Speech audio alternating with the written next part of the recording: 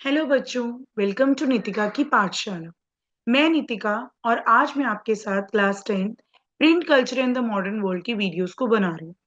बेटा, इससे पहले हम 4 यूनिट कंप्लीट कर चुके हैं और आज मैं आपके साथ क्लास 10th का 5th यूनिट स्टार्ट करने जा रही हूँ। और जैसे कि मैं हमेशा कहती हूँ कि आप जब भी मेरी वीडियोस देखें तो अपनी बुक विद पेन या पेंसिल लेकर जरूर बैठे। तो चलिए आज की क्लास स्टार्ट करते हैं। The 19th century. कहते 19th सेंचुरी में क्या हुआ? The 19th century saw vast leaps in mass literacy in Europe, bringing in large number of new readers among children, women and workers. जैसे हमने लास्ट वीडियो में पढ़ा था कि लिटरेसी लेवल बहुत ज्यादा बढ़ चुकी थी। अब कहते हैं लिटरेसी लेवल इतनी ज्यादा बढ़ चुकी थी कि वो चिल्ड्रंस, बच्चे, वर्कर्स जो मिल्स में काम करते हैं, इंडस्ट्रीज में काम करते हैं, वो भी पढ़ने के शौकीन हो चुके थे। Children, women and workers. As primary education became compulsory from the late 19th century, children become an important category of readers. कहते हैं जब प्राइमरी एजुकेशन कंपल्सरी कर दी गई यूरोप में तो क्या हुआ? उसमें से अगर हम मेन रीडर्स देखें तो वो चिल्ड्रंस ही थे जो आगे बढ़कर पढ़ना चाहते थे। Production of school text books became critical for the publishing industries. अब क्या हो रहा था? प्रोडक्शन की जा रही थी। किस चीज की प्रोडक्शन हो रही थी? स्कूल्स की टेक्स्ट बुक्स की, स्कूल्स की बुक्स के लिए प्रोडक्शन की जा रही थी। और जितने भी मेन मेन इंडस्ट्रीज थे उस बुक्स को पब्लिश करना चाहते थे। As a children press devoted to literature for children alone was set up in France 1857। और चिल्ड्रंस की टेक्स्ट बुक्स को पब्लिश करने के लिए सिर्फ एक चिल्ड्रंस की प्रेस को लॉन्च किया गया। कहां पर? फ्रांस में 1857 में। This press published new book works as well as old fairy tales and folk tales। अब ये प्रेस में क्या काम होता था? न्यू वर्क्स, बच्चों के लिए न्यू बुक्स लिखी जाती थी। ओल्ड, पुरानी कहानियों को लिखा जाता था, पुराने कल्चरल सॉन्ग्स को लिखा जाता था ताकि बच्चे उसको पढ़कर अपने कल्चर को जान सके। The Grimm brothers in Germany spent years compiling traditional folk tales gathered from peasants। अब ग्रिम ब्रदर्स क्या करते थे? मैंने इनकी फोटो भी लगाई हुई है। इन्होंने जर्मनी में ये रहकर बहुत सालों तक इन्होंने पीजेंट से फोक टेल्स, पुरानी कहानियां जो थी उनको इकट्ठा किया, उनको कंपाइल करना स्टार्ट किया। What they collected was edited before the stories were published in a collection in 1812। अब क्या होता था?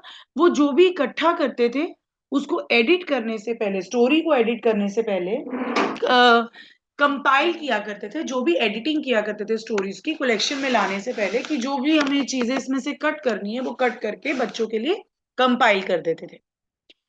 Anything that was considered unsuitable for children or would appear vulgar to the elites was not included in the published version।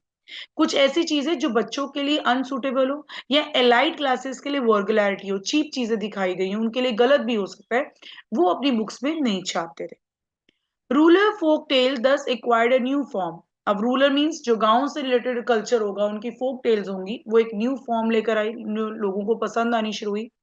In this way print recorded old tale बस also changed. ऐसे क्या हुआ? Printed में एक चीज क्या आई, पुरानी चीजों को रिकॉर्ड किया जाने लगा, उनको कंपाइल करने लग गए, बट उसमें कुछ चेंजेस भी आने शुरू हुए। Womens became important as readers as well as writers. कहते वीमेन्स भी एक इंपॉर्टेंट पार्ट बनी। वो सिर्फ पढ़ नहीं रही थी, वो लिख भी रही थी अपने लिए किताबें। Penny magazines were especially meant for women, as were manuals teaching proper behavior and housekeeping। Penney magazines मैंने आपको भी बताया था, जो चीप मैगजीन्स होती है बेटा, छोटी किताबें और जो सस्ती आ सकती हैं, वो वीमेन्स के लिए बनाई गई। उनको बिहेवियर सिखाने के लिए, घर को कैसे संभालना है, ऐसी मैगजीन्स पब्लिश की गई। When novels began to be written in 19th century, women were seen as important readers। कहते हैं जब उस टाइम नॉवेल्स लिखे जाने लगे तो उसमें ये देखा कि जो सबसे ज्यादा कैपेसिटी है लोगों की पढ़ने की, या जो सबसे ज्यादा आ रहे हैं, वो क्या हो रहा है कि आप लोग इनको पढ़ो और इनके रीडर्स बनो।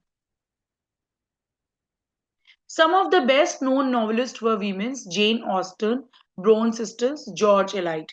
कहते जो सबसे ज्यादा नॉवेलिस्ट लिखने वाली जो 3 वीमेन्स थी, वो ये ज्यादातर मेन नॉवेल्स इनके नाम पे निकल रही थी, ये लिख रही थी उन्हें।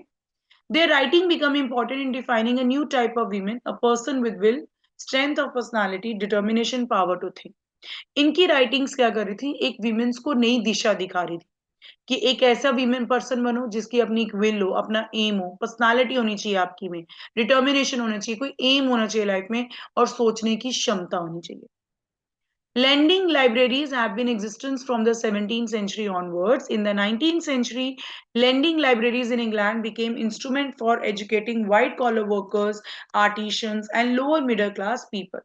Lending libraries means रेंट पे लाइब्रेरीज होने लगी जो लाइट क्लासेस थे उनको लाइब्रेरीज दिया करते थे किस लिए कि जो भी वहां पे लाइब्रेरीज में आए और जो वर्कर्स हैं चाहे वो आर्टिशियंस हैं चाहे वो लोअर मिडिल क्लास पीपल है वो बैठकर अपने आप को पढ़े अपने आप को नॉलेज वाला बनाए sometimes self educated working class people wrote for themselves अब क्या होता था कई बार जो सेल्फ एजुकेटेड होते थे लोग जो इंडस्ट्रीज में काम किया करते थे वो अपने लिए भी लिखा करते थे after the working day was gradually shorten from the mid 19th century workers at some time for self improvement and self expression हम कई बार पढ़ते हैं ना एज ऑफ इंडस्ट्रियलाइजेशन में भी पढ़ा था कि कुछ बिजी सीजन होते हैं और कुछ सीजन में होता है कि जहाँ वर्कर्स के लिए कोई काम नहीं होता उस टाइम क्या होता था ये वर्कर्स अपने आप को इम्प्रूव किया करते थे अपने जो विचार है उनको लिखने की कोशिश किया करते थे they wrote political tracts and autobiographies in large number.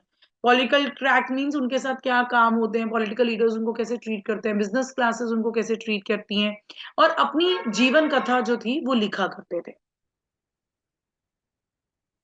Further innovation और इनोवेशंस क्या हुई by the late 18th century the press came to be made up of metals आगे क्या देखा हमने जो प्रेसेस थी वो मेटल की बननी शुरू हो गई Through the 19th century, there was a series of further innovation in printing technology. By the mid 19th century, Richard M. Howe of New York had perfected the power-driven cylindrical press. अब उन्होंने क्या किया हमने देखा था कि जो हमारी पहले प्रेस थी वो 18th सेंचुरी के करीब आई थी अब उसके बाद और भी कहते हैं ना हर चीज में चेंजेस लाने बहुत जरूरी होते हैं तो ये जो रिचर्ड एम हुए थे मैंने उनकी पिक लगाई हुई है इन्होंने उस प्रेस के अंदर सिलेंड्रिकल प्रेस बना दिया कि प्रिंटिंग और फास्ट हो जाए this was capable of printing 8,000 sheets per hour एक घंटे में 8,000 शीटें छाप देती थी वो press and this press was particularly useful for printing news papers obviously हमें हर रोज न्यूज़पेपर न्यू चाहिए न्यू खबरें आती हैं तो उसके लिए प्रेस बहुत काम आनी शुरू हो गई In the late 19th century, the offset press was developed, which could print up to 6 colors at a time. अब कहते हैं उसके बाद इनकी प्रेस में इतनी सारी टेक्नोलॉजीज आई कि एक टाइम पर क्या हो रहा था 6 कलर्स की प्रिंटिंग स्टार्ट हो गई From the turn of 20th century, electrical operated presses accelerated printing operation. A series of other development followed. Methods of feeding paper improved. Quality of plates become better. Automatic paper reels. Photoelectric control of the color register were introduced.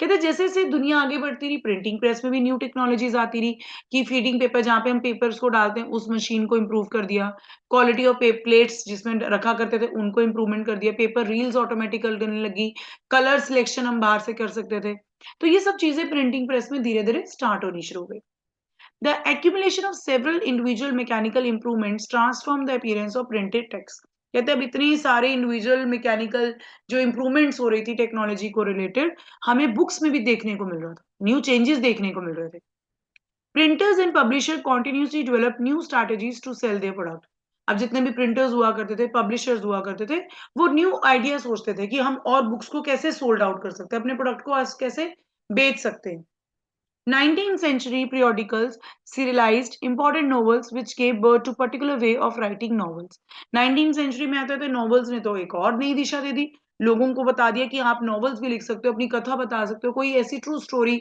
या कोई अपनी imagination जो है वो लोगों तक पहुंचा सकते हो In the 1920s in England, popular works were sold in cheap series called the Shilling series. कहते हैं 1920s इंग्लैंड में हम क्या देखते हैं अब जितने भी पॉपुलर वर्क्स हुआ करते थे उनको चीप सीरीज मतलब सीरीज वाइज जैसे आज आप लोग देखते हो कि जितने भी सीरियल्स होते हैं उनके सीरीज निकाल देते हैं सीजन 1 सीजन 2 सीजन 3 तो इनको क्या कहने चलेगा शीलिंग सीरीज मतलब सस्ते में आप सीरीज निकालनी शुरू कर दो क्यों ऐसा क्यों होगा सोचो ताकि जब एक सीरीज खत्म होती है तो वो एक क्लाइमेक्स पे छोड़ जाती है क्या है ताकि लोगों के अंदर इंटरेस्ट बना रहे और वो दूसरे पार्ट के लिए अट्रैक्ट रहते रहे वेट कर रहे हैं उस चीज के लिए द डस्ट कवर और the book jacket also 20th century innovation books के ऊपर कवर डाल देना ये भी एक इनोवेशन हो गई with the onset of the great depression 1930s publisher feared a decline in the book purchases to sustain buying they brought out cheap paperwork edition जब 1930s में याद है ना ग्रेट डिप्रेशन आया था बेटा हमने पढ़ाया था आपको नाजिज्म वाले में तो प्रिंट टेक्नोलॉजी को टेंशन हो गई कि भाई अब लोगों के पास जहाँ खाना नहीं है कपड़ा नहीं है वो बुक्स ना खरीदनी बंद कर दे मगर कहते हैं ना कि जहाँ पे आपका इंटरेस्ट है आप कई चीजें छोड़ देते हो बट वो उस इंटरेस्ट को पकड़ के रखते हो तो पब्लिशर ने कहा कि हम क्या करें तो उस पब्लिशर ने सोचा क्यों ना हम दोबारा से चीप पेपर के ऊपर प्रिंटिंग करानी शुरू कर दें, ताकि हमें जो कॉस्ट है वो कम पड़ जाए और लोग भी उसको चीप समझ के खरीदना शुरू करें। ऑब्वियसली जब मेरी कमाई, अब सपोज़ करो मैं चीज़ अगर कम कीमत में बनाना शुरू करूँगी, तो मैं बेचूँगी भी कम में ताकि लोग खरीदते रहें। तो यही चीज़ पब्लिशर्स ने ग्रेट डिप्रेशन टाइम में किया था। तो बेटा यहाँ हमारा 5th यूनिट डन हो जाता है। आई होप आपको ये समझ आया होगा। बहुत ईज़ी टॉपिक्स है, बट एक आपको एक समझने की देर है कि इसमें क्या समझाया जा रहा है। फिर भी अगर आपको कोई प्रॉब्लम आती है तो प्लीज़ आप कमेंट सेक्शन में ज़रूर क्वेश्चन पूछें। ठीक है बेटा? बेटा जैसे मैं हमेशा कहती हूँ कि अगर आपको मेरी वीडियोज़ बहुत अच्छी लगती हैं, तो मेरी यूट्यूब चैनल को लाइक, शेयर और सब्सक्राइब करना मत भूलिए। बाय बाय बेटा।